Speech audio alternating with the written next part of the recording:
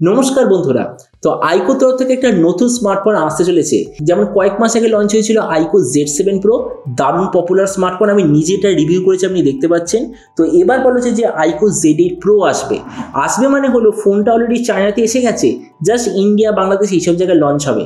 যেমন আগের বছর ভিভো S17e এই স্মার্টফোনটা রিব্র্যান্ড হয়ে এসেছিল আইকো Z7 Pro।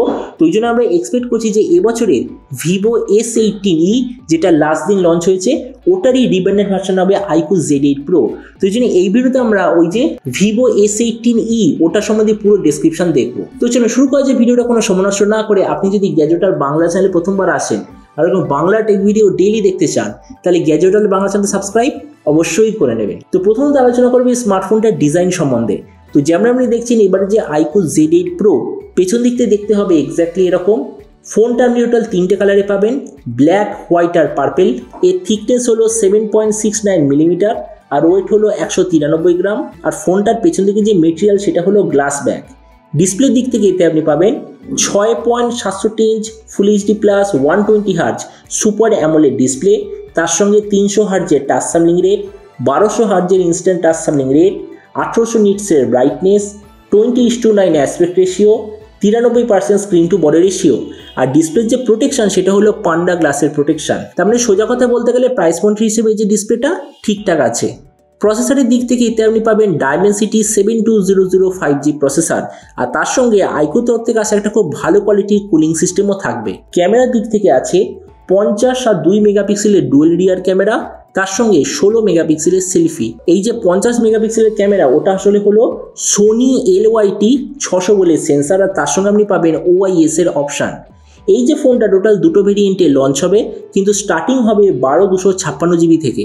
র্যামের কোয়ালিটিটা LPDDR4X, মেমোরিতে আছে UFS 2.2, আর তার সঙ্গে কোনো ধরনের ডেডিকেটেড SD কার্ড স্লট নেই। ব্যাটারির দিক থেকে 4800 mAh ব্যাটারি, সঙ্গে 80 ওয়াটের চার্জার, আর কানেক্টিভিটি হলো USB Type-C। তো এবারই স্মার্টফোনের বাকি কিছু ফিচার বলতে গেলে এতে আপনি পাবেন Android 14 out of the box, কোনো ধরনের 3.5mm জ্যাক নেই, single speaker, under display fingerprint sensor, আর তার সঙ্গে আছে IP54 এর ওয়াটার অ্যান্ড ডাস্ট প্রোটেকশন। আর এই সফটওয়্যার আপডেট সাইকেলের দিক থেকে বলতে গেলে 2 বছরের মেজর OS আপডেট, 3 বছর সিকিউরিটি আপডেট পেয়ে যাবেন। তো এবার সবচেয়ে মেন জিনিস, এই যে স্মার্টফোনটা কবে লঞ্চ হবে আর কী দামে লঞ্চ হবে। তো দেখুন ফোনটা অলরেডি চায়নাতে এসে গেছে, আমি অলরেডি বলে দিয়েছি। ফোনটার নাম হচ্ছে ভিভো S18e। এই ফোনটা চায়নাতে লঞ্চ হয়েছে 2100 ইউয়ানে, তার মানে ইন্ডিয়ান মার্কেটে লঞ্চ হওয়ার কথা 25 থেকে 27,000 ইন্ডিয়ান টাকার মধ্যে।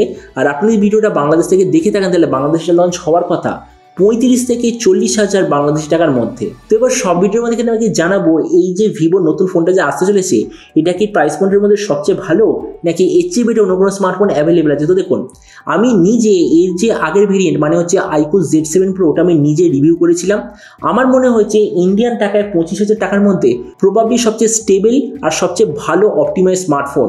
তো ওই জন্য আমরা যদি ওটার সঙ্গে কম্পেয়ার করি, প্রথমত ওই ফোনটা আপনি পেয়েছিলেন আরও বড় সাইজের ডিসপ্লে, কার্ভ ডিসপ্লে, আবার 10 বিট প্যানেল, কিন্তু এই ফোনে আপনি সেসব কিছুই পাচ্ছেন না। ছোট সাইজের সম্ভবত 8 বিট প্যানেল, আবার ফ্ল্যাট ডিসপ্লে, তারপরে ডিসপ্লেতে এবারে ডাউনগ্রেড। প্রসেসরের দিক থেকে লাস্টবার এইবার দুবারই এক্স্যাক্টলি সেম প্রসেসর, মানে কোনো ধরনের আপগ্রেড নেই।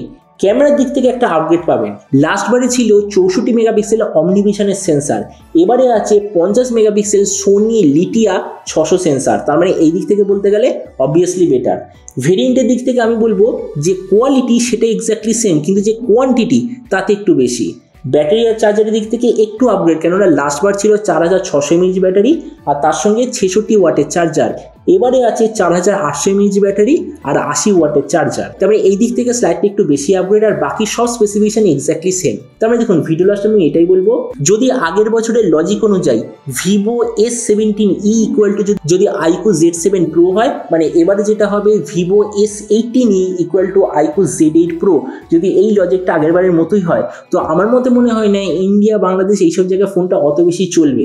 কেননা লাস্টবারে যে আইকো Z7 Pro দারুণ একটা ডিভাইস ছিল, কিন্তু এবারে যেটা আসতে চলেছে অ্যাকচুয়ালি আপগ্রেড তো কিছুই নেই, তার বদলে বেশ কিছু ক্ষেত্রে ইকুয়াল জিনিস অথবা ডাউনগ্রেড আপনি দেখতে পাবেন। তো এবার আপনি যে কথা অবশ্যই জানাবেন এই যে আইকোর নতুন ফোনটা যে আসতে চলেছে এটা স্পেসিফিকেশন দেখে আপনার কি মনে হয়, আর যে দামে এটা লঞ্চ হবে তো সেই দামে আপনি কি এটা নিতে চান নাকি অন্য কোনো স্মার্টফোন আপনি চুজ করতে চান। এটা সঙ্গে নিচে কথা বলতে আমাকে একদমই ভুলবেন না।